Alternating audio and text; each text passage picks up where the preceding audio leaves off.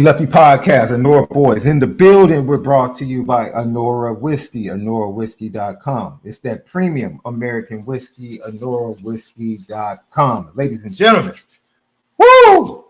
Left you out there. What is it, about 90 today? Yeah, about 90? It was 65, 70. It was a nice day. It was a nice day. Sleigh bells, are you listening? Yeah, it's 32 over there. It's freezing. There's a bunch of white stuff on the ground, bro. Only in Chicago could give it to you, man. Yeah, let's go. You know how we do it. If you're going to drink, make sure you do it responsibly. You got to do it responsibly. Let's get to it. And if I am a reflection of him, then I must be fly. Because it's like the sun so bright, I wouldn't lie. No.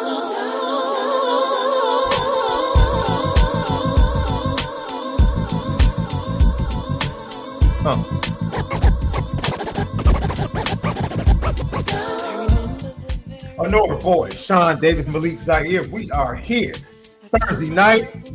Got one more show, prediction show tomorrow. Tonight we're here from FREEMAN talking about Army, talking about his young defense and his young offense, or his offense trying to get ready for this matchup. Yankee Stadium in the Bronx, Saturday night, 6:30 p.m. Central Time. Ooh, the coordinators, we'll hear from them. Number 8 in the CFP, talk about who they face. Brian Kelly crying tonight. We'll get to that as well. Crying Kelly. Nation, Patreon.com/Lucky Lefty Network, TikTok, Twitter, X, Instagram at Lucky Lefty Pod. Subscribe on YouTube at Lucky Lefty Network. We are the home of the misguided passion, forever committed to making sure we spin it different. That kid Brian Kelly doesn't have a quarterback in his class, dude. Hey, just dropped him at the lot like a bad habit. Dropped him like a bad habit. Now I know a lot of fans who'd be like, "Man, why is he still on your mind?" He's not on my mind, but I mean, it's just funny to me. It's national news. You know, it's like when somebody breaks up with you and then they tell you that these are the reasons why they chose to go elsewhere, and then the reasons they gave end up like just being a total fallacy. They kind of expose the character of that person. Kind of makes you chuckle. So I'm just chuckling a little bit. That's all. That's just all. Chuckling. Yeah. That's the all. GTB questions, put them in. Super chats, put them in. We get to them immediately. We appreciate you guys for joining us here on a Thursday night, man. Yeah, because this is what, Jameis against the Steelers tonight. I'm gonna pray for Jameis. What you think of his pregame and interviews? I can only imagine what Jameis is saying tonight. That's gonna be a strong prayer tonight. He said the horse is ready for battle, but God brings the victory. Okay, all right, brother, be strong. I just said LSU YouTube is imploding right now. Oh man, I believe it. But what do you expect? They ain't even had no receivers or anything. When the news broke that they were going to make this record-breaking NIL deal to Bryce Underwood, right? Did you see the back and forth between me and Shaun Crawford? I didn't get to check it out all the way. Yeah, we got to have Shaun on to talk about it, because Shaun was like, yeah, you know, on the field, I'm not ragging him, but he was just giving his analysis that if it was just strictly coaching and on the field development with receivers and quarterbacks, he would take LSU. And I said, bruh, 8.5. He would take LSU over Michigan. I said, well, he got 8.5 million reasons why not. Not on top of the fact that the current head coach just developed a first-round quarterback, won a national championship, and in my opinion, is a better play caller. But I mean, that's just on top of the fact that he's from Michigan and is about to be the dude. He's from there. He's about to be the Don Dada of that state. The Don Dada. Don Dada. Because it's different than being a top recruit going there, but you from there. Now you know what this little video of what does Brady Hart do now? Leave. Yeah. Because he's in the 26th. That's like the Arch Manning. That's like the Arch Manning commitment. Now he has to sit at least for 2 years. Now, if he's patient enough to know he's sitting for 2 years, then Brady Hart continues on to Michigan. If not, he might be back in the fold. Because he might, man, if they paying him 8.5, he might walk in being day one starter. He getting paid more than any coach on the staff except the head coach. Nico sat on $8 million. They sat Nico. They sat Nico, but that's because they had they only sat him for a year though.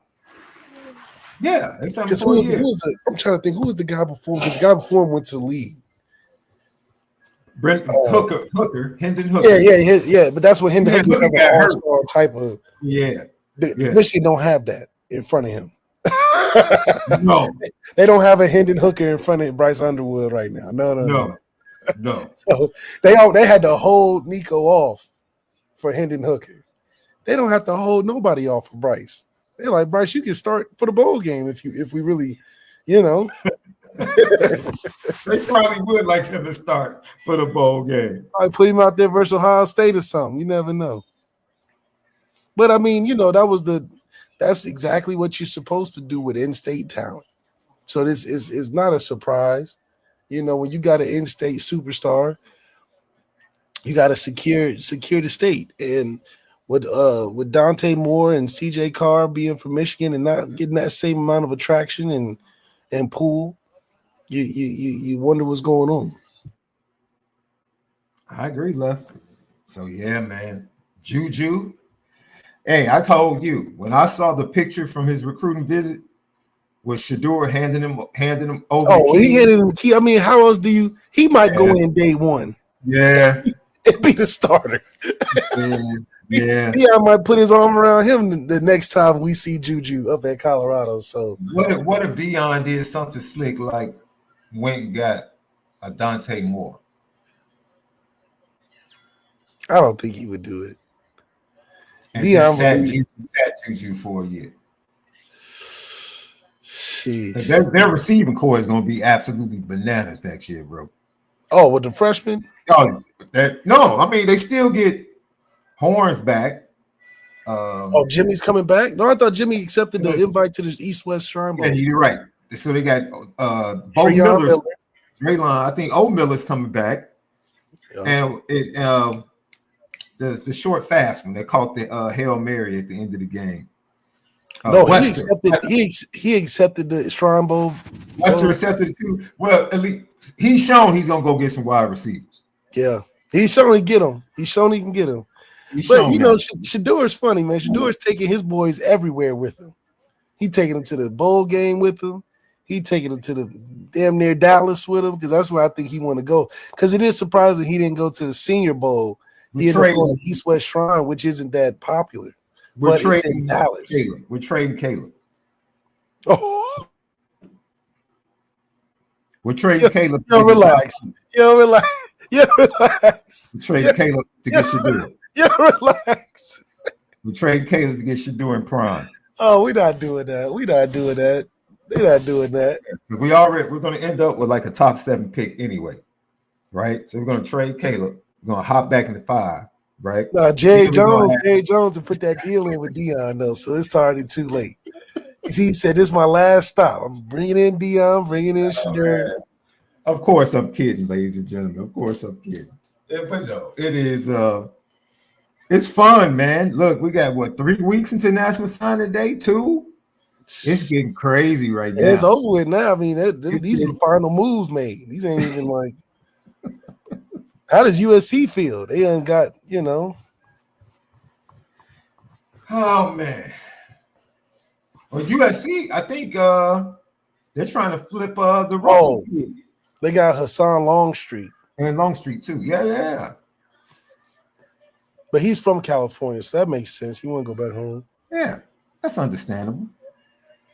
I trust him to find a quarterback before I trust old boy down in the bayou. I can tell you that much. Oh, he's in shambles. He got to rely on Colin Hurley for a good 3-4 years. Whew. Man, offensive coordinator is trash too. He ain't Denbrock. I tell you that. His play calling down at LSU is awful. I think what this means is literally going to be a race to the finish for Derek Meadows. It's going to be a race to the finish. He'll probably leave. He'll probably follow Bryce. I mean, shoot. But see, Notre Dame's in it now. It's Notre Dame and Michigan. Notre Dame and Michigan.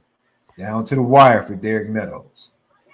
Mike Does Brown. he have a connection with the quarterback, though, in the class? I don't even know. You know, that's the biggest thing for us is who's we don't have a CJ Carter. Michigan really just popped up in the Derek Meadows sweepstakes because of Bryce J.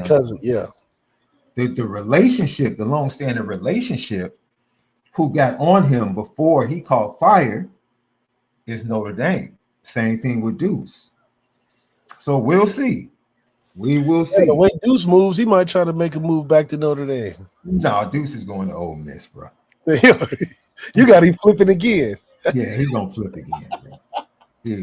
Hey, this is the new era of quarterbacks in college football, bro. It really is, man. It really is. You better, man. But the SEC is going to be pretty stacked with these quarterbacks going in. You got DJ Lagway at Florida. You got. Do you feel like it will deter? Let's say Notre Dame. Do you think Notre Dame will be deterred away from certain quarterbacks, knowing that this type of action is going to surround them heading into National Signing Day? I don't know, man. I think that we don't like to chase when it gets late. The moves we've made for quarterbacks have been either super early on, or we make them for the next class after. So us playing I think the last time we've done something like that was Gunnar Kiel, and that was the last time we did something like that was Gunnar Kiel. Everybody else has been like commit early, or we're gonna find somebody to get in this spot. Yeah, I'm cool within the middle. If they don't get the top kids, like a Deuce Knight, I'm fine being in the middle with a Noah Grubbs or a Brady Hart. Because that's Brady Hart. We like Brady Hart. We love Brady Hart. Both of us love Brady Hart. Love Brady Hart. Absolutely love that kid. But we'll see. Noah Grubbs is their guy, so we'll rock out with him to see how things turn out. All right, left number 8, number 6 in the AP poll, number 8 with a matchup. Who was that they're playing in the first round? Oh my God, dude! They got us. Wait! Who was that they're playing in the first round? Run me my money. Run me my money. Who is Notre Dame playing in the first round? Ladies and gentlemen, who is that? Notre Dame has a home playoff game against in the first round. Who is that? Who is that? Run me my money. Hey, I'm gonna have to get you Drew Pine's contact because he's got to wire it to me, and then I'm gonna wire it to you. Drew Pine let me down. Drew Pine owe me. So then he sent me that I send you Drew Pine money. It's good grief, Drew Pine. Look at what you done did. And I still pissed about this because this is the ultimate, most unfair gauntlet run to a championship I've ever seen. We're 6th in the polls, but 8th in the playoffs. Now, because we're 8th in the playoffs, we gotta go through Bama, Oregon, Ohio State. That's because of the automatic stuff. Yeah, that's gonna happen because you get lower seeds that get automatic bids. But I thought we was automatically going to happen like that anyway. How? You're not being 5th, losing to Northern Illinois. Stop. So IU loses this week to OSU. Where does that put us? Probably, maybe they bump up 5th. to 7. Whoa. No, man. What don't you understand, man? I don't know how we don't get 5th.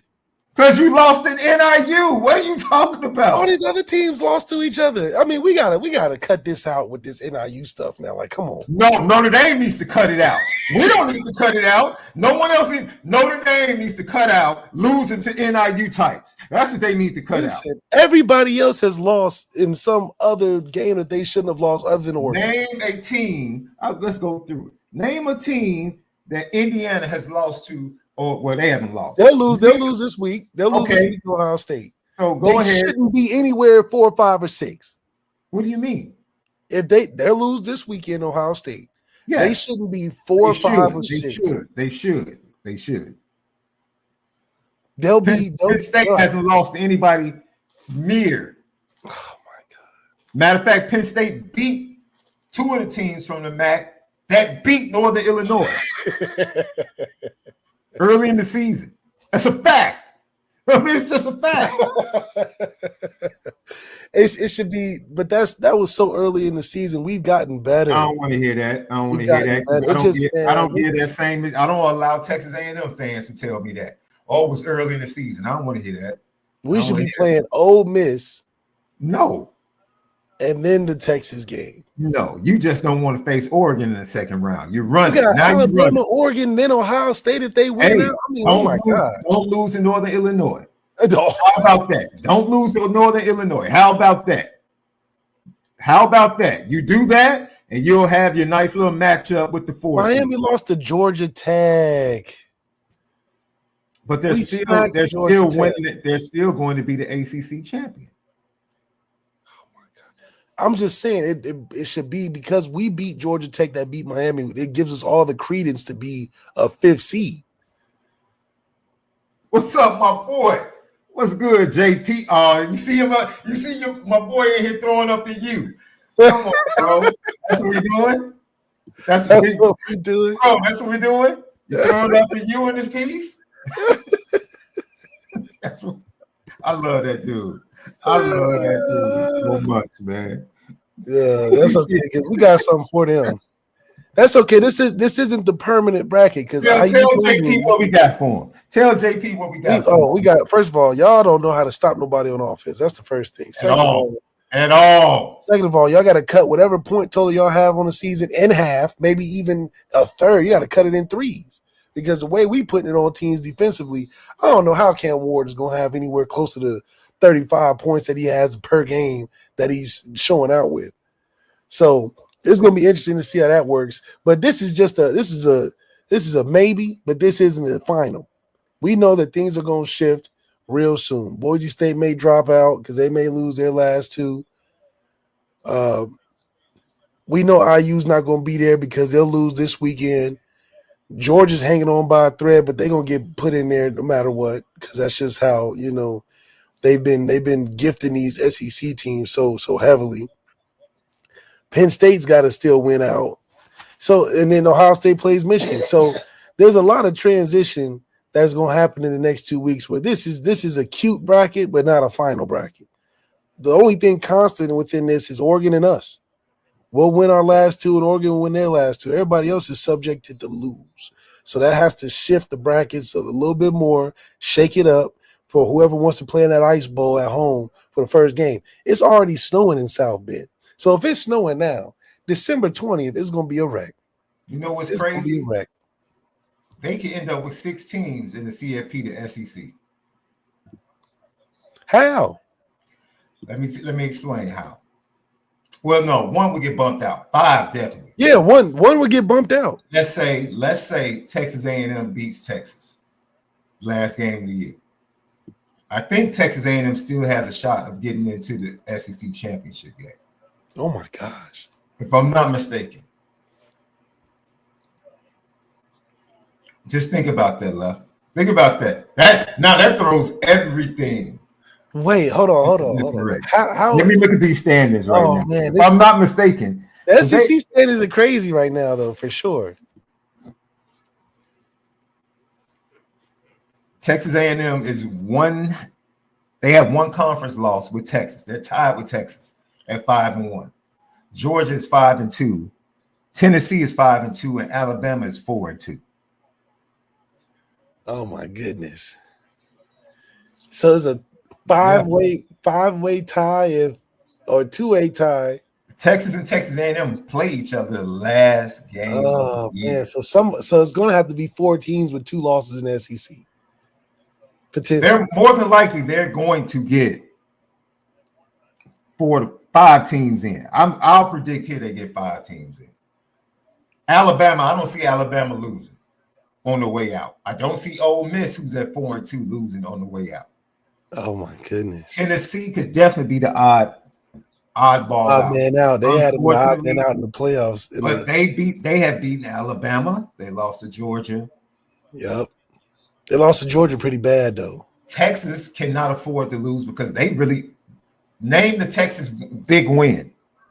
Beating Michigan on the road, that's nothing. Can't do it because their They biggest lost win to was Georgia. They should have won, and they And lost then that badly. If they lose to Texas A&M, they will have lost their two big games. Yeah. Could they get bounced? Texas? But this is where politics play in so heavily. Politics and brand power, absolutely. They're going. I mean, and brand the power business of boosts us up to 5. I mean, come on, this is ridiculous. We went out in fashion and put 50 points on Army and 50 points on USC. How do you not put us in the 5th spot? That means the last 9 games we've won by a total of 28 plus points. Like, what are we talking about? We got, I mean, the last 8 weeks, 28 plus points. We've won every game handily, no problem. Like, come on.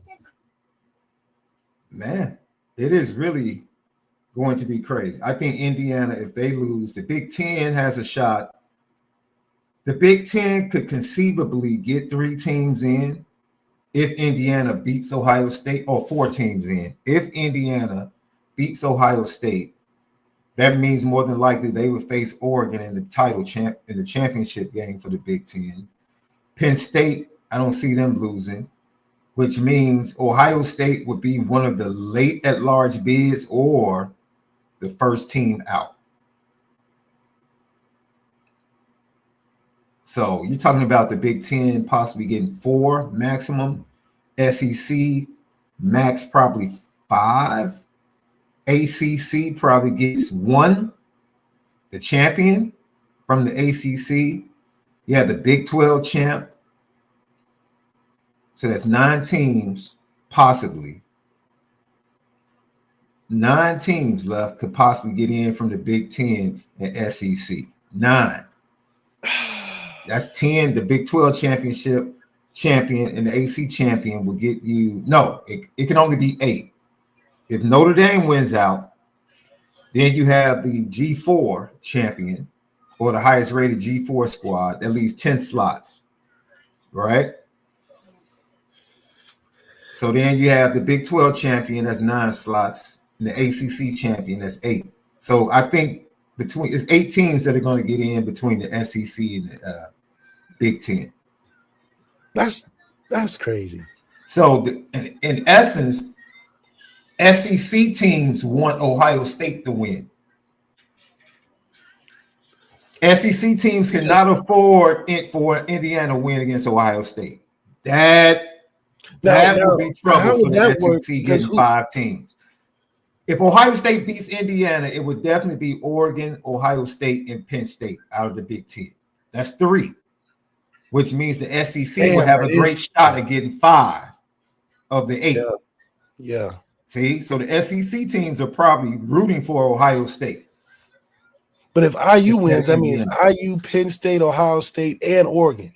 Ohio State will have a shot. They will have an argument against that last SEC team. They will have an argument. Being bounced. It would probably come down to Ohio State and the SEC team who gets that last at-large bid. Well, why would it not be Penn State? Because Ohio State beat Penn State. Yeah, but Penn State would only have 1 loss. Penn State would only have 1 loss. Oh, my goodness. Right? And then Ohio State's argument would be, we lost to Oregon, we lost to an undefeated Indiana, and we beat Penn State. So that's a strong argument with 2 losses to say, hey, we deserve to be in here as well. And if they're going up against, say, Tennessee, you're putting their resume up against Tennessee, and those are the last 2 teams on the board.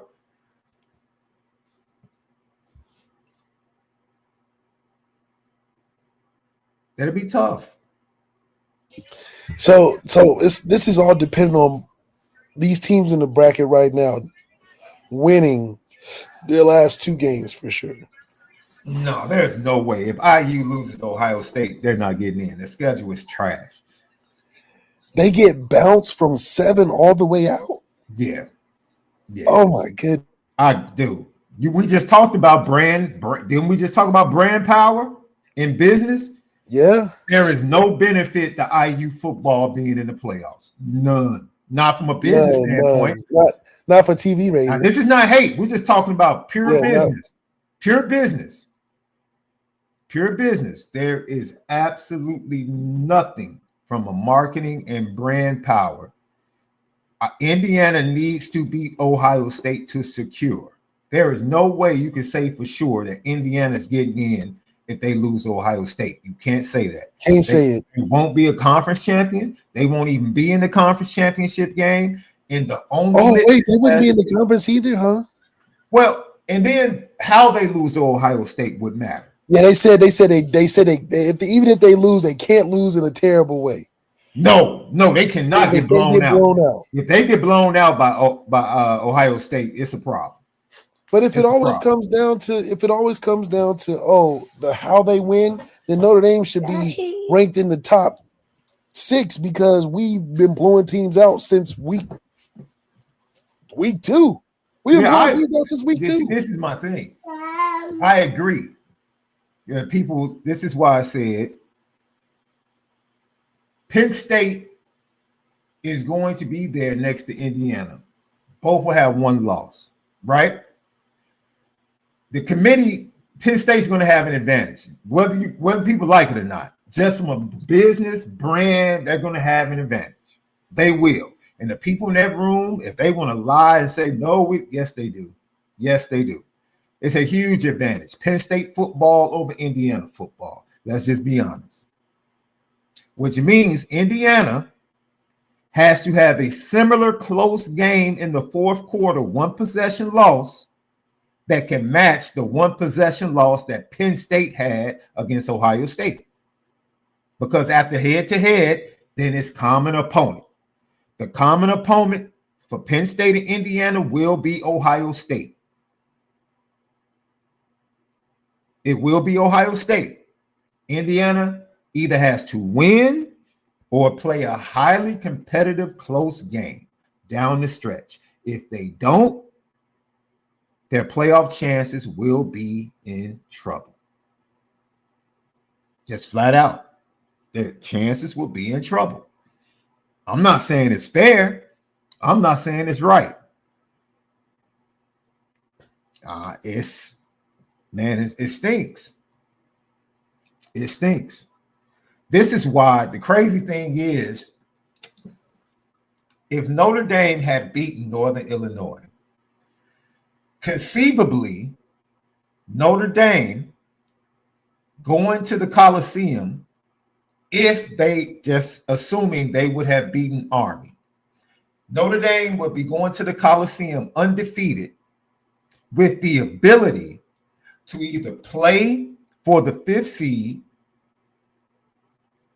or decide to rest players and still try to win the game. Literally.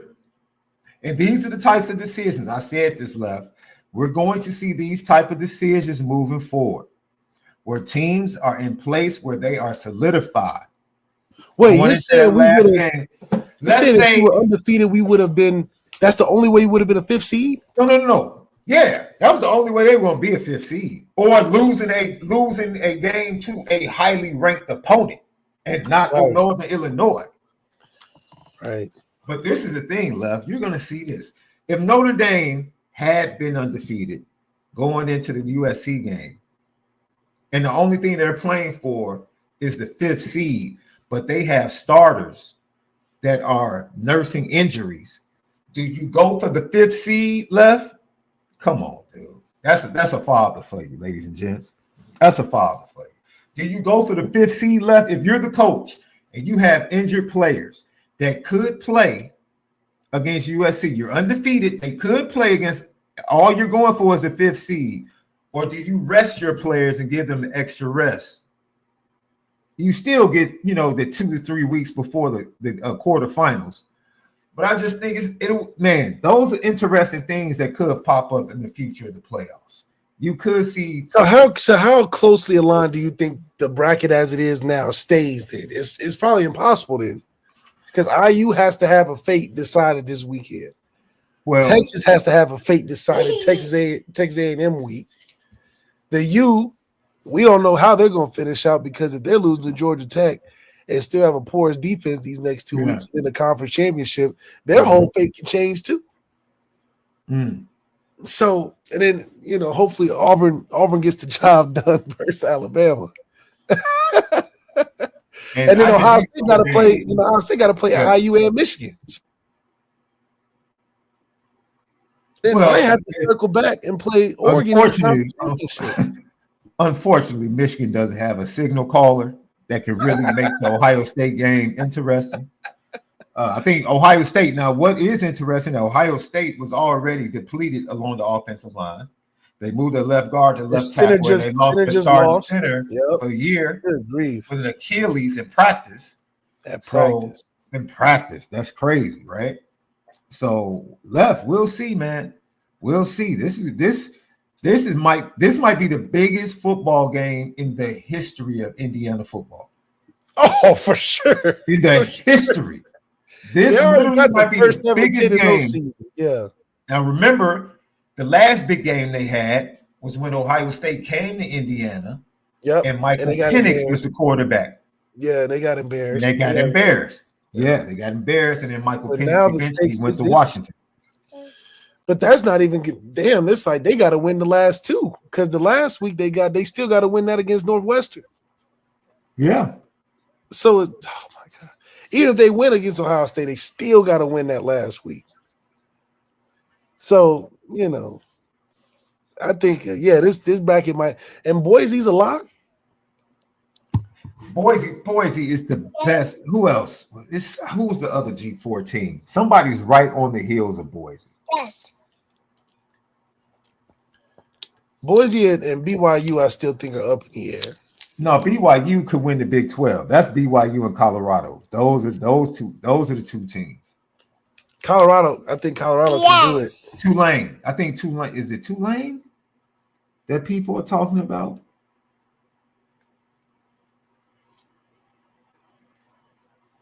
I don't know, man. Yeah, if Boise State loses, I think people are saying Tulane could be the team that gets in out of the G4. Yep. But Boise's pretty much in there, in my opinion. Left. They're pretty much in there.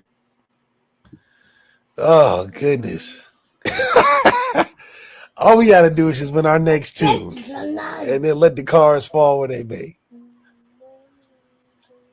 And USC, you know, for it to be a rivalry game, I'm giving it some credit, but then again, it's like we're a better team and we shouldn't lose. But hell, Army is not no easy game either. So we'll see. Yeah. And I think SMU is still in the SMU's like one of the teams bounced out like Tennessee. But they're gonna be more than likely SMU is gonna be in the ACC championship, holding their own destiny. Miami is the team that can get bounced if they lose that championship game.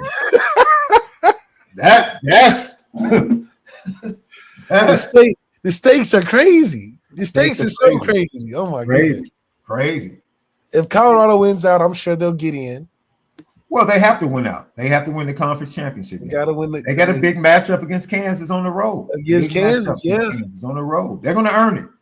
Colorado is going to earn it. Colorado's going to earn it because they lost that Kansas State game. It really messed them up. So that really put them behind. Yeah, because Kansas State embarrassed themselves versus Kansas, and then embarrassed themselves versus another team. I'm like BYU. That's how they man.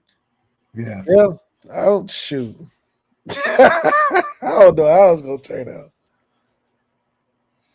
Lucky Lefty podcast. So yeah, Notre Dame is sitting pretty.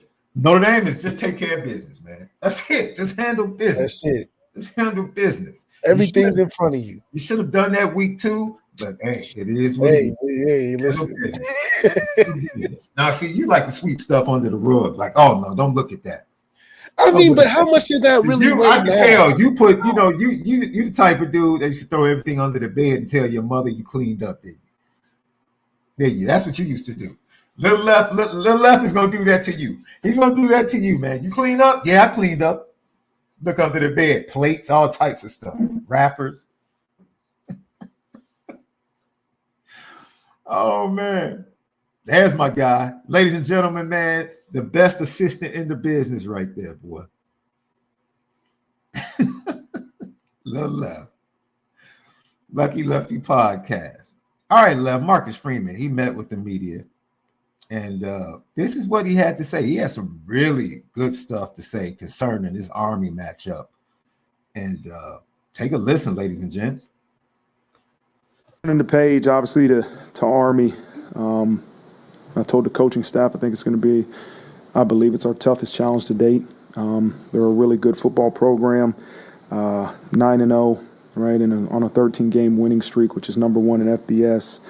All 9 of their wins this season coming by double digits, and they're one of 3 undefeated teams in FBS. So we understand the challenge they present.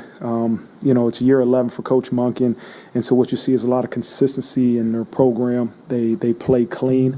They don't hurt themselves. They're a physical, tough bunch. I think they're averaging around 35 points on offense and only 10 on defense, giving up 10 on defense, and so they do a great job in time of possession, and they're, I think, top 2 in the country in turnover margin. So our guys will understand the challenge. Looking forward to the opportunity to play in the Yankee Stadium in our Shamrock Series game versus a very good opponent. It's a tricky team, Left. Because I try to be open-minded to see how teams, when I watch their games and their film, how they can really hurt Notre Dame. Now, understand this team is tough-minded. You already know when you're dealing with the academies, they're going to be disciplined. They don't turn the ball over. They don't commit a lot of penalties. They force you to beat them. They don't beat themselves. We said the same thing going into the Navy game, and Navy comes out and literally beats themselves. Lays an egg. They did, they did everything that we said different and the opposite. Right. They turned it over without. Right. They wasn't playing. Could that happen twice, 2 games in a row? I wouldn't depend on it. I doubt it. Yeah. My thing is, Left. It's the same thing, man. This team is not more physical than you. They can play hard all they want to. They're not more physical than you. They're not more talented than you. Come out and make them feel you early. Yes. That's it. Yes. Just come out and make them feel you early. Make them think about it. Make them think about it. They're still probably going to, march on. That's just their mentality. They still going to really put everything out on the line, but it's not going to be enough. Mm-hmm. And we just have to crush them early. Yeah. Often. If we make this a game, who knows? We don't want to leave it into the fate of guys that are willing to put their life on the line. Literally. We don't want to do that, but I mean, hey, they still think they can get into the playoffs with enough chips falling their way. Because their argument is we beat Notre Dame and we're undefeated. So how do we not get in? So their whole mission, quote unquote, is to try to get us out of there. So, I mean, the stakes in college football are probably the highest it's been for these many teams that we've ever seen. Yeah. Usually it was just the top 5 teams where it was like, okay, well, who's going to be 4? The 12 teams doesn't make it any easier. Remember last year, there was like in week 11, there was like 10 teams with 1 loss. And we said, man, the playoffs was this year instead of next year. How would it figure itself out? Yeah. But now this is even more crazy because of the conference's alignment. And then on top of that, everybody's beating each other. We don't know how this thing is going to swing, but Notre Dame needs to be able to handle business against a team that is formidable, but the talent factor has to weigh in for us when it matters. We have to see this is our prep game before the playoffs, in my opinion, and we need to be able to put it on them early because we still have to win in stylish fashion. In my opinion, I think we can still climb up a spot or 2 if we beat them by the 50-point margin we've been beating everybody else by, because I guess they're weighing that in too. Yeah. Because technically we have 5 wins against teams that have been ranked this year. This will be the 6th win against teams that have been ranked this year. So that has to mean something. I know we talk about NIU till we're blue in the face, but we have 6 wins or potentially 6 wins against teams that were ranked this year. where Texas has what? 1? Oregon has 2? Like, what are we talking about? NIU can't matter that much when we have 6 wins over ranked opponents. Yeah. The big difference for this game is Army has we knew Navy's defense was suspect going into that matchup. High flying offense going into that game is kind of been derailed after they played Notre Dame. This Army team puts up 400 yards on, offense, 34 points a game. Or is it 31? Let me double check. I want to say it's 34. Yes, 34.4 points per game, but they hold teams to 272. That's the difference between them and Navy. Their defense is a little more stout. It's about 100 yards difference. Yeah, a little more tension in that rope when it comes to the Army defense. So, look, can I step out and say this, Love? This game is not about the Notre Dame defense. This game is not about the Notre Dame defense. No, it's about just like the Navy game. It's about the Notre Dame. Score. Go score. Yes. Go score. Take their heart. The heart of their team is their defense. Their defense has the chance to make them feel like they can win if they can keep them in the game. Take their heart offensively early. Just take it. Just take it. Take it. Protect the quarterback. Give them time. Be accurate. And then get to the run game and just take their heart. And take their heart. This is the game where we identify our X factors. This is the game where we go in there and say this is the clean version of what we've been doing offensively that we couldn't accomplish in games that we've blown teams out in. We can't look like Virginia going against Army with going 1 for 12 on third down. We might lose the game doing that. Because this is not about defense. This is strictly about what is our offensive performance going to make. Army can keep our defense on the field all day and still not score, but the time possession can make the game a lot harder if we don't have the points that we need on the board, period. I believe our defense can hold, but if our defense is holding, and we only got 14 on the board, it's still a game. It's still a game. It's a game. And if we're going against guys that are willing to die out there, man, I don't want to see the end of that. So I do believe this is where we have to have our best offensive performance of the year. Truthfully. I mean, other than I'm happy to have Howard Cross back. I know that. For this game. Absolutely. But before, other than Purdue, when was our best offensive showing? Everything else has been a consolation of what defense has been giving us from turnovers and good field position and easy red zone scores. But what have we really done offensively where we can say, yeah, we were very formidable and look like a problem offensively? We've just been gifted and had a lot of opportunities to score. Mm-hmm. We haven't looked clean in any of these showings offensively where you're like, man, we got a problem to mess with. We scored 5-6 touchdowns. Rattle off. I mean, other than Purdue, but I mean, look at Purdue. Yeah, Purdue's whole program about to shut down. They about to start giving the funding to other sports on campus. Yeah, because they're like, what we wasting this NIL on Purdue for? They ain't going nowhere. Marcus Freeman talked about his kicking situation, and then a little bit more of Army. After warmups, we thought his line was around the 42, meaning a 42-yarder was probably the line for this game, and we had him kick the extra points, and then we didn't want to kick the 54-yarder with him because we thought that was a little bit out of his range right now. And so at halftime we just made the decision up 28-0 to say, okay, let's rest him for the second half and get him ready hopefully for this week and extend that line a little bit longer to where he was earlier in the year. And so he's not full as he was to start the season, full go as he was to start the season, but I mean, he's going to be available to kick. We just got to continue to see where that line is for Mitch Jeter. You mentioned Army being your biggest task to date. Sort of said the same thing about Navy way back when. So I'm curious, in preparing for a couple opponents who are similar, what are the differences that Army gives you? Yeah, I met with the defensive staff, and the first thing we said is the biggest mistake we can make is think this is Navy 2.0. It's not. It's a different offense. They do some different things. They got a different identity and present a different challenge. yes, it's still a version of the triple option, which you see with, some of the military schools, but they run it with different personnel. But they're led to me by their O-line. They come off the ball. They're physical. They're bigger than what you usually see when you play academy schools. But it's going to be a great challenge on all three phases. They're aggressive in the special team. I think since 2020 they've blocked more kicks than anybody else in FBS. And so all three phases present some issues that we have to be prepared for.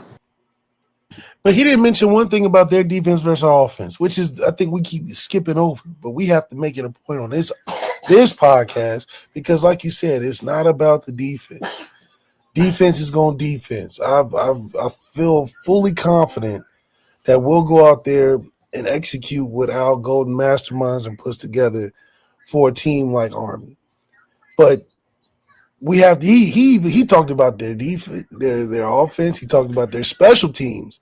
He didn't say one thing about their defense, which consequently doesn't talk anything about our offense and what we have to go do, which I think is the most important thing in this game because even if we hold them, the time of possession is not going to be in our favor, in my opinion. So the amount of times that we have to score outside of us getting these special plays and going for it and doing all the extra stuff that we've been doing the whole season after the bye week, how efficient can we be to score? I think this is the game where it might expose our offense or the lack thereof. We can't just take time in the first and second quarter and the third quarter just going 3 and out, even though we may have the luxury of getting it back without them scoring. But the score is going to be real tight. It's going to be real tight. And the mistakes, the third down deficiencies, these can't be apparent. The penalties can't be apparent. We have to be able to make a stand and really show why we're a threat as a total team, not just a defensive team. Marcus Freeman left. That's a perfect segue because, he talked about that offense, the O-line penalties, and he talked about one of his quarterbacks getting a little bit healthier.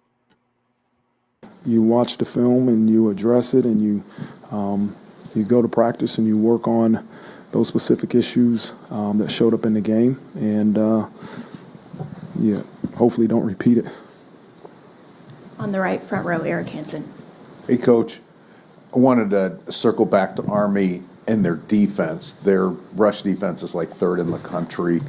And I wondered when you're watching film of them, what are you seeing that makes them so good on defense, especially rush defense? Yeah, I think one is personnel. They got some good D linemen.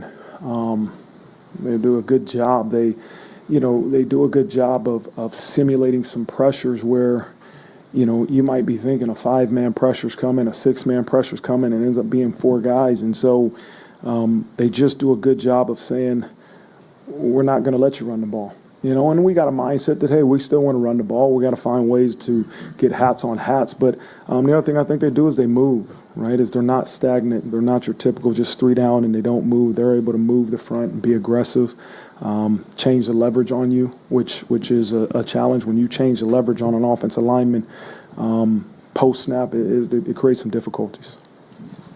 I'm going to try to be within the protocol here, so I might get flagged for this. But I saw C.J. Carr was warming up. It's the first time we've seen him warm up. Can you update us on him? And then some of the guys that are long-term, like Jabron Payne, anybody with the possibility of surprising you and coming back early? No, those guys will be out for the year. But CJ's beginning his throwing progression in rehab, but that's about it. Talk about Kenny. I mean, they still riding the CJ train. He's hurt. No, that's the media. Yeah, okay. CJ is hurt, guys. Like he's slowly but surely making it back, and we're grateful for that. But he's hurt. Yeah, I just hated for the kid because I really wanted him to be at his best for the battle in the spring. That's it. I just want the battle to be whoever wins coming out of the spring is a dude. Like, they won a battle. They're leading our squad going to the next season, but him coming off injury, it sets him behind. it puts them It behind. does. We already talked about what injury does to a quarterback competition, to a quarterback being prepared for going into the year, and hopefully he's healthy, fully healthy for the spring. Right now, this is all hands on deck. This is Riley's season. We've already sold it as Riley's season. We paid him the money. This is where Riley cashes in. These next games, this is where he cashes. This is where does the transfer matter? Was the transfer worth it? In these games right here, the Army game, the game to finish the season, and these playoff games. That's what the check is clearing for. He ain't even get the money yet. The money gets cleared after that last game. Then okay, now we paid for them 2 playoff games. But until then, he's still earning this money. We have to make sure that this is exactly what we paid for, and it starts this week against a team that we have to finish against, but also we have to prove that this is what we need to improve on offense. And our offense is clearly improved. We can't count these games before that. These were team efforts. This is one of them science projects in school where everybody did a good job, and even guys that lacked in the science project got lifted up by other people in the project because they worked a little harder to make the team look good. Now this is a standardized test. You're by yourself. We need to see what you can perform on an individual level. Can you get high test scores as an individual? Because this is what we need to see in terms of how we craft ourselves getting ready for these playoff games. Because if the playoffs was this week, where we got to go against Bama, Oregon, Ohio State to the championship, are we ready for that offensively? Because I can tell you what, those other teams got offense.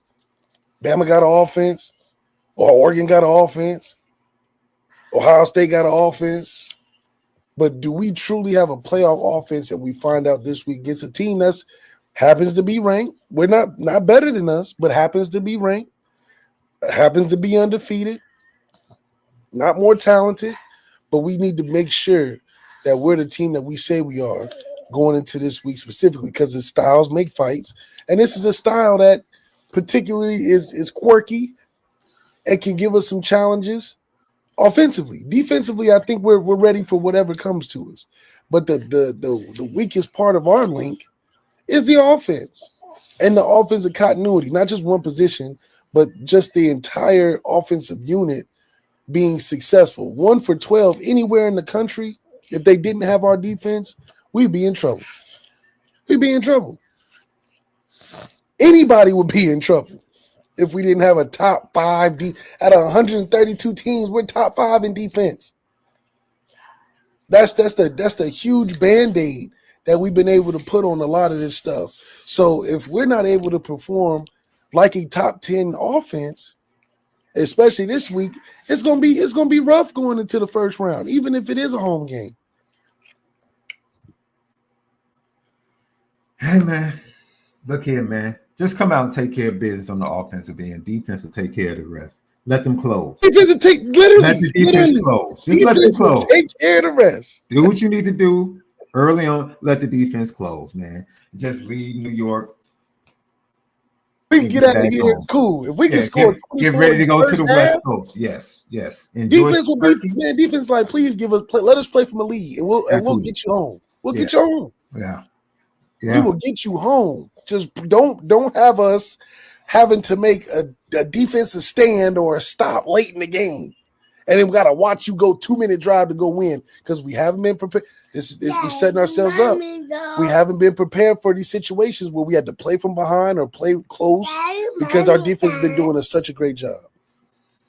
Lucky Lefty podcast. So Marcus Freeman, let's see. I think it's one more clip that we might have skipped over, left for the fans to listen to. Oh, yes. His wide receivers and some other stuff. Here's Marcus Freeman. You guys have been great additions to our program. I think as you saw with Jaden Greathouse going down in the second quarter, it gave Jaden Harrison a chance to stay on the field more, right? I know those guys rotate a lot, and he made some big plays. Obviously, the touchdown, then he had a touchdown called back, and then the long third down conversion. He's really playing at a high level. He did some really good things on punt. He stepped in for Devin Ford and really stood out on his punt coverage. And so he's brought Obviously, a lot of production in terms of what happened last game, but he's an energy provider. I'm glad to have him. Rod Hurd's been terrific. We can play him in a couple different positions. Play him at safety, play him at nickel. When Leonard went down for a series, we moved Jordan out to corner and moved Rod into nickel. And he's a, multiple position guy that has brought maturity, but also a skill set that we need to our defensive back room. I agree, Coach. Rod Hurd, Jaden Harrison have both been huge additions via the portal, bro. Huge additions. Not guys that put up big stats, but they've had big moments. Jaden Harrison was big against Louisville. Jaden Harrison was big last week. Like you said, when Great House went down, Rod Hurd was huge against Louisville. When he had to play, Rod Hurd was huge against Navy. And he also had some plays against Florida State. So the pickups in the portal for depth, right? Because Notre Dame more than likely won't get the top guys in the portal, but you can maybe not depth. But we might not get an Evan with the Stewart, recruiting and development. Yeah, but we can get some guys that can role players, which have played their role. Yeah, I mean, this team is a role-based team, and it's not superstar-driven necessarily, but collectively, when we drop one, we have one to replace. It just so happens that the one that replaces the one that fell off or got hurt are equal to of not same value, which is, a unique benefit to have, when it comes to a depth standpoint, is that next man in means that the guy that steps in isn't too far off the guy that's playing. Like he said, one of the first things he said in one of his first press conferences, I don't want ones and twos. I want 1As and 1Bs. Right. And that's exactly what we have. It's like we love Jaden Greathouse. We think he's an awesome talent. Is he a number one receiver in the country talent? I don't know. But the guy behind him is, I don't know either. You know what I mean? But they both are very viable. And they rotate. Like Marcus Freeman said, they rotate. They rotate but don't drop off. So if we got enough guys like that can sustain us, I think that gives us that magic lift that we need, that we look for, where we're not just down in the dumps. Like some teams will be if they lost their number one edge rusher, like we did with Bubakar, a number one tackle, like we did with Charles Jagasaw. I think Ohio State has a drop off. You lose your center. Yeah, I guarantee you, they backup center isn't nowhere near close. At least not yet. Hey, I'll take our offensive line, even with the flaws, as flawed as they are. I'll take it. We got lacrosse players filling in at receiver, and so it's like we're just the ultimate club sport. It feels like we have a lot of guys that are just talented, not super technical, but they all play together as a unit, and so I think that team unity helps a lot. Connor Grant, thank you for the super chat. If you could avoid any two teams in the college football playoff, who would playing back-to-back Oregon and Alabama and Ohio State? I mean, golly, what kind of playoff road is that? I think we said Oregon would definitely be one of the teams you wanted to avoid. And just for the style, once again, just style.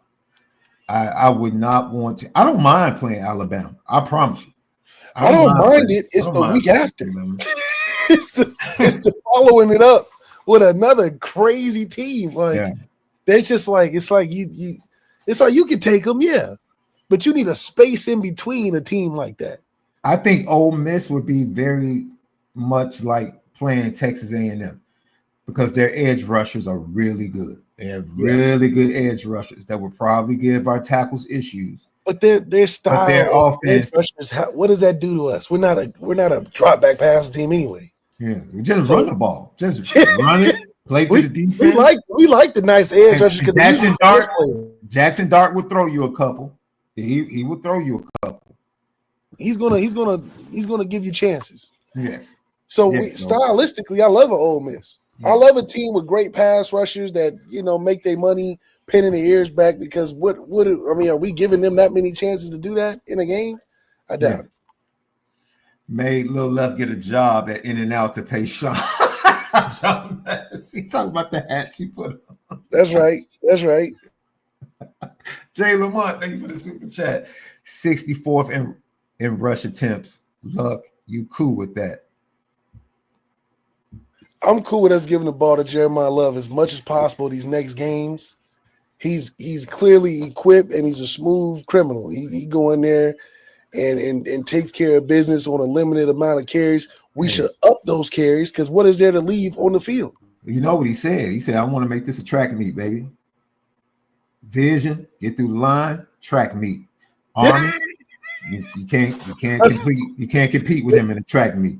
No, he can't do it. No. Can't do it. Super chat, Indy Milton fan. What country produces the worst athletes? Boy, he's setting you up, boy. You better lead A, man. You better lead A. Don't go north. Do not go north. Do not go north. Leave it alone, Left. Indy Milton fan is trying to lead you down the wrong path, bro. Don't do that. Don't do that. Don't do that. Oh, man. GTB question, did you see those UFO hearings in Congress last week? Wright-Patterson Air Force Base in Dayton has always been linked with this stuff. Does Left have any theories? He's probably heard and seen some strange things growing up. Hey, listen, Wright-Patterson Air Force Base has a lot that they're not going to tell you, but hey, listen, you know, it's in the right place to be. It's in Dayton for a reason because we carry all the mysticism and magic right there, baby. You know, we got the freaks of the week and every other thing out there, man. So, you know, I'm not surprised. Okay. I'm not surprised. But you know, it's gonna take a lot for any of that information to come out. Mama said, if you don't have anything good to say, don't say anything good. Don't say anything at all. All I know is our head coach is from Dayton, so I'm gonna go ahead and give you a pass. Look. Just an alien, man. Just he different. He is there. You're right about that. Lucky Lefty podcast. When we come back, we'll hear from the two coordinators ahead of this matchup with the Cadets, and we'll hear what they have to say. And then we'll let you guys go, man, and see you tomorrow for our prediction show. Thanks for joining us tonight right here, LL. Don't forget Apple Podcasts, Spotify, CFB Nation, patreon.com/Lucky Lefty Network. We'll be right back. We spin it different. What's up, family? The merch shop is finally here. Lucky Lefty Network merch shop. We got it all. From the shirts to the hoodies to the hats to the nitty gritties. Come here right now. Shop with us. Come get the swag because you know, if anything else, we spin it different. You see the gritty. You see how we get down. It's elite.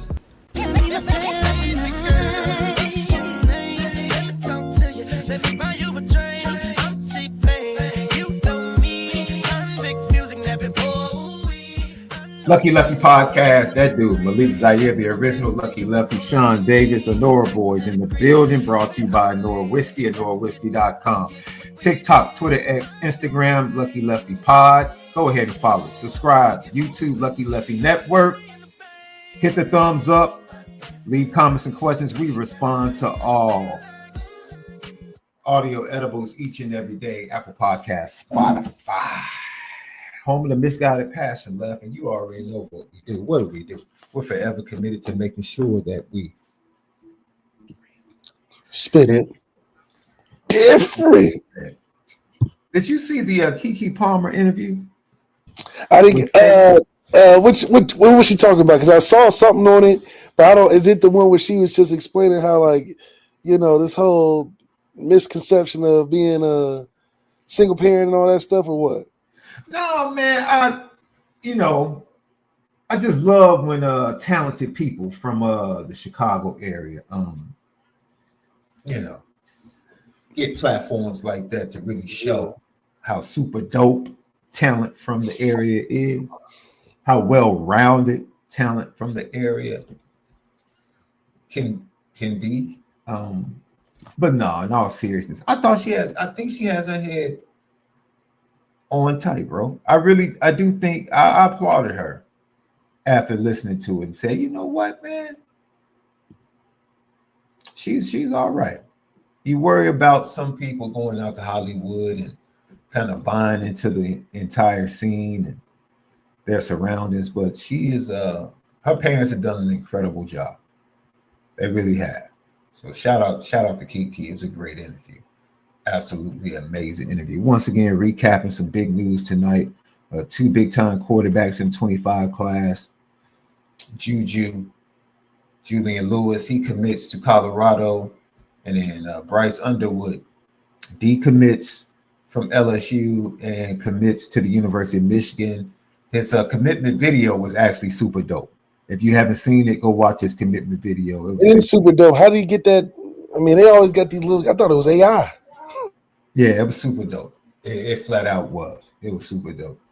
Someone asked me, do you think which loss hurt the most? I would say, I think he was gone before this past weekend at Florida. I think he was gone. Because he went on that visit to Michigan. And then I think the same weekend he visited Michigan, they got lambasted by Alabama. Just flat out embarrassed. And I think that was the weekend where things really started to kind of turn for the University of Michigan, in my opinion, on top of the money they put in front of his face. And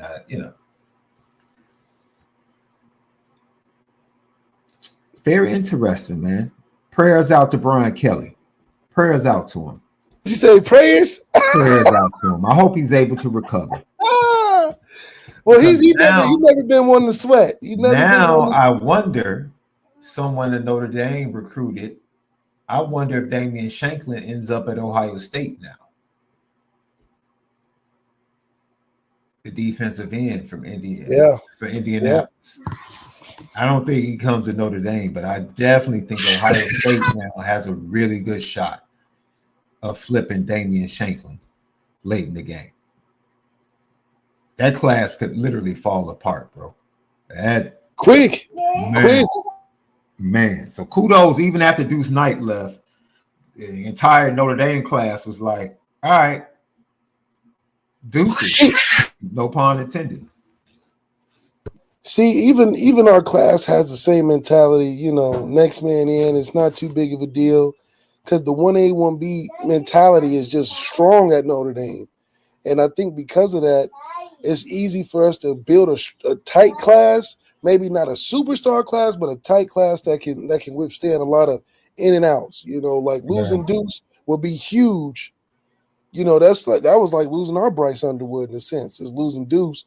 But we never, took a step back or were shook at the fact how LSU is destroyed off of losing their quarterback. Yeah, that's true, man. So I don't know, man. National Signing Day now was like it's a sitcom, man. It's a flat out sitcom. Crazy. And then the transfer portal is like days after. Yeah, days after. Yeah, man. You got guys working overtime right now. This is like this is when they're making their money. This is when recruiting staffs, they're making their money right now. Believe that. It's gonna be, it's not that big for us. It's never that consequential for us. Right. I think we just keep staying afloat when it comes to recruiting. I don't think we ever have any spikes where we're devastated or super, elated to get a person necessarily because we know we can't get the top of the top, but we don't get the worst of the worst either. We really maintain a certain level of excellence. And is that good, or does that keep us at an AC? Does it keep us at an AC? We know. Al Golden, defensive coordinator. How you gonna deal with these Black Knights, man, in this offense that puts up over 400 yards, averaging 34 points on Saturday night, Coach? What do you think? Well, he's smart. He's got moxie. He has command of the offense. He's got patience with the football. Strong lower body, good ballast. You need to wrap him up. You need to get multiple hats to the ball. So, utmost respect for him and how they're executing on offense, and obviously a big challenge for us this week. And then a lot of people talk about the changes Army and Navy make in their triple option attack. Can you give a couple examples of some of those simple changes? No, I just think it's different. I said to the staff on Sunday, if we think it's Navy Part 2, it's not. It's a different animal. Just their structure, their formation structure, their running style, the way they utilize different components. So I can't get too much into detail, but they do an excellent job. But it is quite different from Navy, and it's going to take all week. It's going to take all week. We had a good start today. We got to dig in, grade the tape tonight, meet on it in the morning, and move forward. Yep. And they started preparing during the bye week. Before they got to Florida State, they started preparing for Army. So they are taking this matchup very seriously. It's not like Navy, totally different. Al Golden is not giving anything away. None of his tricks he'll have waiting for them. No, you're not gonna purge it out of me with your questions. No, definitely not. And I think he spoke real truthfully at a quarterback. I don't think he gassed him up at all. I think he daily kid. Yeah. I think he is patient. He has some really explosive runs. I think a lot of good things. It's not like Al Golden is just over the top with this one. I think he's locked in. Like you said, we've been preparing for this for a minute. Nothing that we're taking lightly or slightly. And I think he is keeping some things close to the chest, because I do think that if anything, he needs this to be a very locked in game right here. Yeah. Coach also went on to talk about, listen to this, Left. How do you coach young, excitable players that are going to make mistakes? And how do you balance making mistakes and teaching? How do you go about that? Developing young players and knowing they're going to make some mistakes. This is what Coach Golden had to say. I've always been big on empowerment, just the self-efficacy of going through that process and being able to determine for yourself, was this correct or not? And more than anything, I've never believed in being on the field and making the calls for them, making the corrections for them. Empower them to make a decision. Indecision kills defenses. And you cannot be indecisive when you play this operation. So everybody's different. Again, that's always been my philosophy where I've been on defense is you believe in the young man. You teach them how to make a decision. You empower them, and then they have to do it on the grass. If they don't make a decision, it's almost impossible to correct. But you can correct a decision, get them to the sideline and say, hey, that was pretty good. Good job covering it. Good job, handling your man. Next time, think about doing this. I think that's way more effective in this day and age because it is a challenge every week on offense. You say it all the time. If you do something, even if you make a mistake, play fast, deal with the mistake, come back. We can correct it. We can coach that. But if you play slow and you don't know what you're doing, can't play, can't even put you out there. Yeah. Decisiveness, it goes along with this number one component to a quarterback, a good one, is his decisiveness. Does he make a decision? You can easily correct a decision, can't correct a hesitant movement or you being indecisive because it's nothing, because then that's a battle between you and you. When you can't decide what to do, that's the worst athlete to have, because then it's, how do I help you? I don't know how to help a guy that can't make a decision. So that's why I like guys like, for instance, Kenny Urlacher. He's going to fly in there 100%. And then learn, and then you have to teach him. And then you got to teach him. He may or may not make the tackle, but he's gonna run 100% and put his head down, and then you could be like, okay, well, this time you go about it this way instead of the other way. So Al Golden is absolutely right, and I think he's adjusted to the way you coach these days, especially when it comes to these young guys. Yeah, I absolutely agree. Lucky Lefty podcast. Al Golden then went on to talk about the defense, the challenges that Army's offense is going to give them and what they're going to have to do on Saturday night. Daly does a good job getting the ball down the field. Obviously, 87 has been a tough. He catches the ball really well. And I think more than anything, their offense has shown patience, waiting for the right look, waiting for the right opportunity to go over the top and get an explosive. So, they've had a bunch of deep balls. So it's something that obviously we're aware of, and something that we have to have great vision on all week, eye discipline. So that will be a challenge for us. a couple of years ago, we were asking you weekly why you guys weren't able to get turnovers, and you guys now are leading the nation in forced turnovers. What's allowed this defense to be so good in that department? Well, I mean, we just have a lot of guys that have bought in. Coaching staff does a great job. Seabass quality controls it for us and does the presentation on Friday. So it's basically one of the last things that our guys see. And it's like anything else, the standard comes from within the room, and the standard for the seniors and the leadership is high, what's acceptable and what's not acceptable. And, we're still mad about the ones that, maybe we need another hat to the ball earlier in the year to get on some of those. So I think we have the right mentality. Obviously, this is going to be a great challenge because they don't turn it over. So we're going to have to work like crazy and really be, cognizant of it on Saturday night. The one thing you love about Al Golden is he's consistent. He's been wearing that same black sweatshirt every post-conference I've ever seen, like pre-conference, post-conference. That black sweatshirt is his moniker. And he seems to – maybe it's good luck charm because I really believe that this is a game of technique and a game of talent. And we have both. And Al Golden's been able to get the most talent and technique out of this group that we've seen in a long time from a Notre Dame defense week to week. So I don't think that this style is going to make us any different of a defense. It's just offensively, how do we complement that with having success offensively to help our defense out? Not that our defense is going to be in a struggle, but they're going to be challenged more than they probably been challenged on an ideological standpoint, from a style standpoint, and just from a sheer offensive versus our defense standpoint, because I think they're not lacking in anything that the offenses that have been lacking that we've gone against. We've taken advantage of what other offenses have lacked.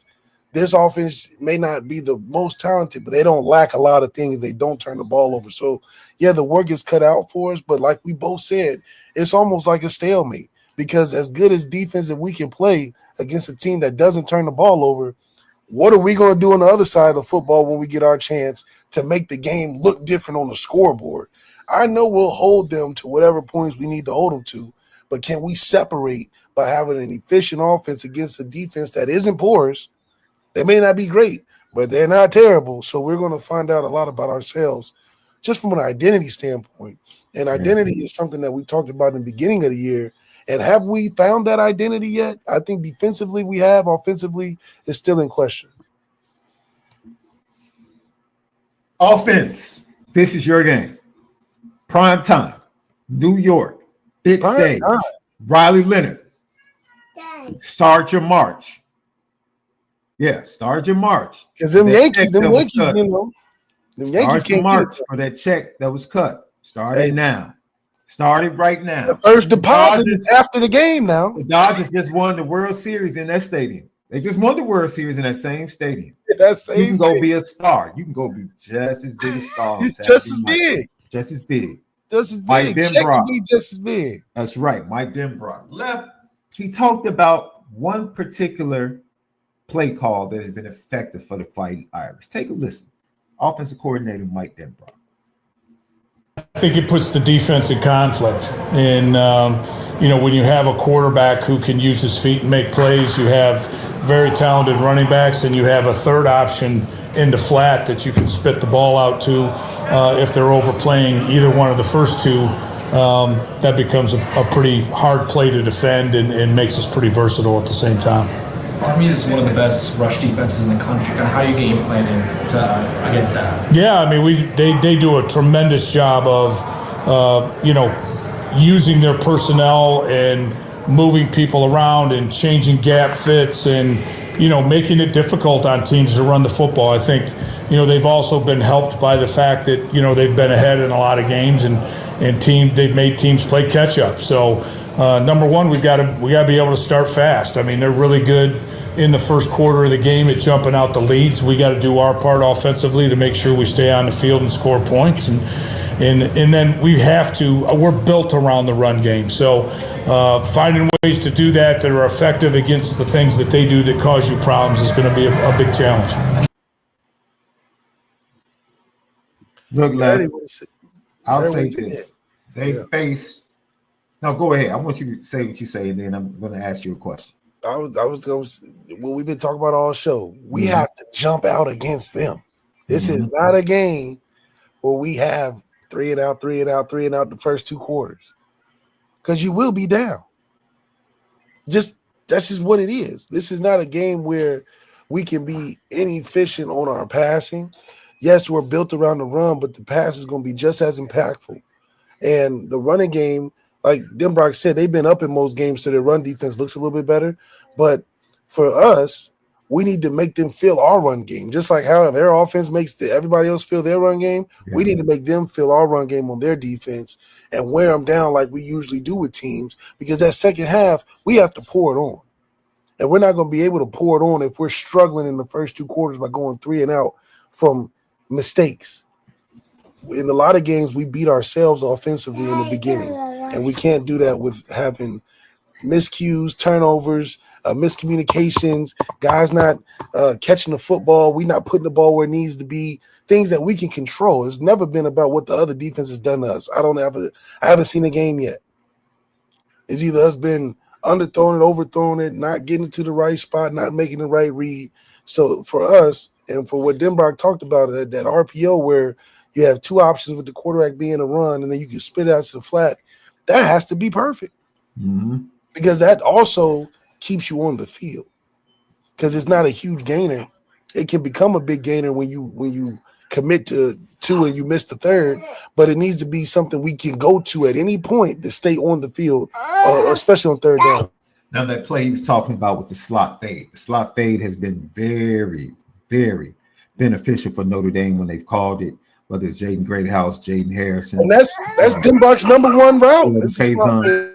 Yeah, and, it's just wide open. It really is wide open, depending upon how they play it. Your options of the variables to it and the talent that Notre Dame has offensively, it just stresses the defense. It really does. And if you just throw a good ball, more than likely it's going to be a chunk play. It's an area ball. It's not even a precise, accurate. Just throw it in the area. You got a lot of room to make a mistake with it. D-Mont, Mr. Food Lover.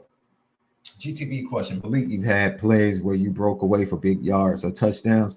Can you talk about what you do or say when you find out there was a holding call after that big play? Trying to catch your breath first. That's the worst, man. That's the only pitfall of when you're a running quarterback, especially like Riley. You do all this running, and then you're like, okay, let's do a drop back pass right after you have a 50-yard run. You're like, wait a minute, can we break this up a little bit? People don't understand how hard that is. You out of breath halfway, and it's not like you out of shape. You just out of breath. You like, damn, like, just got tackled. The guys laying on you. Then they're like, all right, let's run this pure progression where you got to read all this stuff and throw a perfect ball. No, the slot fade works to a huge benefit for Riley, because now it's like you used to throw these tightrope footballs to the sideline on go routes. Now you're throwing it when he's in the slot. Now you have all that space between numbers and the sideline with a guy that is may be fighting for the ball, but he's a bigger target of Bo Collins, or he's a faster target of Chris Mitchell, where you can put it in the area where you can either go get it or you can throw it away from a guy. The more accurate you are throwing away from the defense, the more successful you are with the throw. So it's just super important for Riley to take advantage of what the staples of the offense are. Slot fades are the staples of the offense. That's what made Jaden Daniels and Malik Neighbors and Brian Thomas famous. Yeah. And it's no short of making Riley Leonard famous if he has the confidence and the accuracy. The only thing you can do that's terrible is you underthrow it or throw it inside, which he's done. You know what I mean? So he needs to be even better throwing it away from the defense and down the field. This is another team. Al Golden mentioned it. Not Al Golden, but Marcus Freeman mentioned it, and then Mike Denbrock talked about it. I'm going to give you 2 teams that featured a lot of simulated pressures defensively. Louisville with Ron English. They featured that a lot against Notre Dame. They were able to stifle the Notre Dame run just a little bit. Another team that featured a lot of simulated pressures was Georgia Tech. And Georgia Tech that was one of the worst offensive line performances from a run game perspective. But in both games, Notre Dame was able to hit some big plays in the passing game, especially against Georgia Tech, right? And they were able to put up 30 plus points against both teams. So that within itself, and knowing the Army has a really good rush defense, I expect Riley Leonard to have plenty of opportunities in the passing game. And I expect to see the RPO, because the one thing you can do, if they can pop or hit, because the run game will pop. They stay patient with the run game. They're going to catch them in one of those blitzes, and they're going to pop on one of the big runs. That's going to happen. Notre Dame just has to be patient. Just got to be patient. Be patient. But early on, screens, the screen game against simulated pressure, quick screens, getting your athletes in space, your tight ends against simulated pressure, getting them down the seams and in the flats. These are things, the RPO, right? Giving them a run look, making them bring pressure and throwing it behind the linebackers. Those are the things that Notre Dame can go to early and really put this Army defense on his heels to say, okay, we don't know where they're hitting us from. Yeah, and that all comes down to the quarterback's decision making and not getting and not fretting when seeing simulated pressure, seeing fronts that may look like all guys are coming or no guys are coming. How do you handle that post snap is where Riley Leonard has to take the next step instead of having the mentality of catching it and just getting out of dodge, because this is not the game where you necessarily want to do that, because there's still going to be opportunities down the field when they do give simulated looks where they're pressed up and they may be dropping back, but we had the speed and the talent to get behind guys. So instead of that 4-yard gain that you can get when you just catch it and get out of the way, maybe when you catch it and you see a simulated, but we caught them in a look, you can take advantage of and hit some strikes vertically down the field. Yeah, I agree with that. Chances and opportunities should be there for the taking. And then the challenge. What is the biggest challenge on Saturday night, Coach?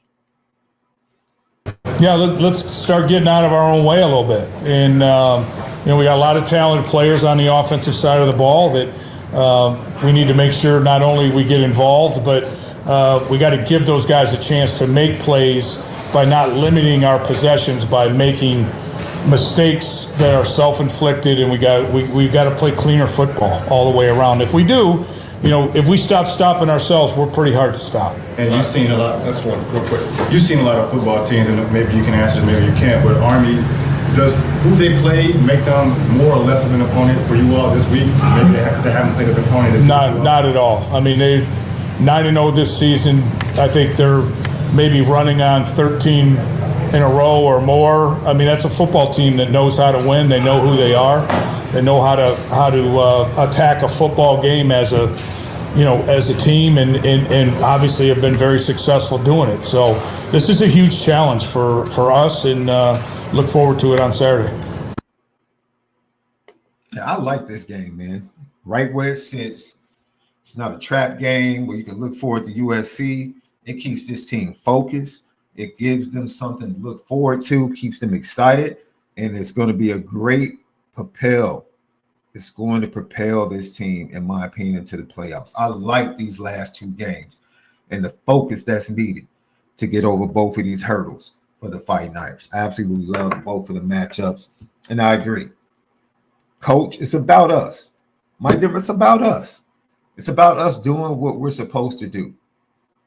Doing what we're supposed to do. That's it. We got plenty of weapons. We got plenty of weapons on offense. We got playmakers. Yeah. We're not short in any department of guys to go to. It's just, and that's Denbrock's favorite line when I was at Notre Dame is, it's about us. That's his thing. He said, forget those other guys. This is about what we can do and how we can be successful with the guys we got in this locker room. And that's just the truth about this game today. We don't really need to depend on any ulterior or outside opportunities other than the ones that we can create within that locker room that we're playing with, because we have all of what we need. What's the word? The good word say? We don't need to look for anything outside of ourselves because we got it all within ourselves. So yeah. I agree with you, Lef. Should be a great matchup. the Daily kid, he is a really big quarterback. It's a big kid, man. But at the end of the day, man, they don't. You have defensive backs that can cover. You have safeties that can cover. You have linebackers that can run. And you have 2 interior guys to shut down the inside run. As simple as that. And then you have the athletes to go get it done. Not half-leets, athletes. I like that. Not half-leets, but athletes. I like that. I like that. Lucky Lefty podcast. So, Left, we'll be back tomorrow morning, man. Happy birthday to my beautiful wife. I almost got killed yesterday. Left almost got me killed, ladies and gentlemen. Tried to sneak an hour in, even when she wasn't home. He tried to get me and convince me to sneak an hour in during my wife's birthday. He tried to get your boy killed, and I almost fell for the bait. Almost, because I tried hard to do it. I tried hard to do it. But thank God for wisdom. And stop hating on Bronny. Because you got to set the trend out there. Ryan Clark got something to say. Stop. You Look, got something to say. Listen, Rui I Hachimura ain't the best in the league. Why does Bronny got to be one? I woke up in the morning, you tagged me in something, and I just pointed out that the dude has no lift and bad handle. That's all I'm saying. He gets buckets. Yo, GTB question, because Army has a great rush defense, could we possibly see Keidron Young? No. No, at this point, I think they're preserving Keidron. I think they're preserving Keidron's years at this point. Nah.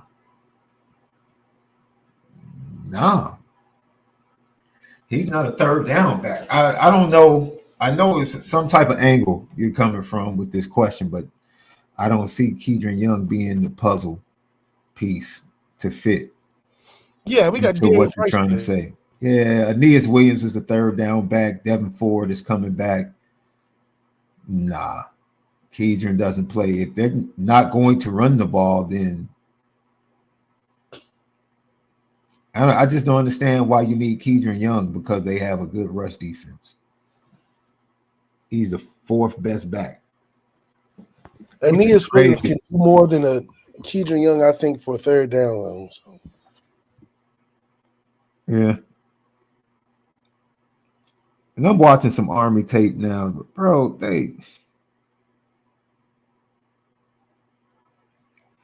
their run game is a lot more traditional. And they like to run it at you. I would say their run game is a little bit more like Northern Illinois. Straightforward. Not worried, man. Not worried about our defense. This game's going to be all about the offense, man.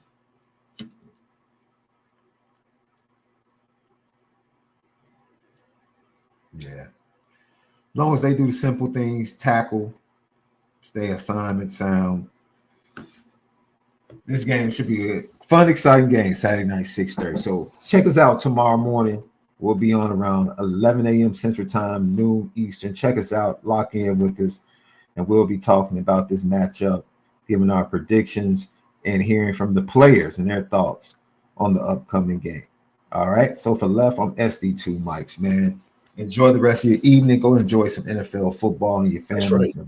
And all of a sudden, but always make sure that you continue to spin it different.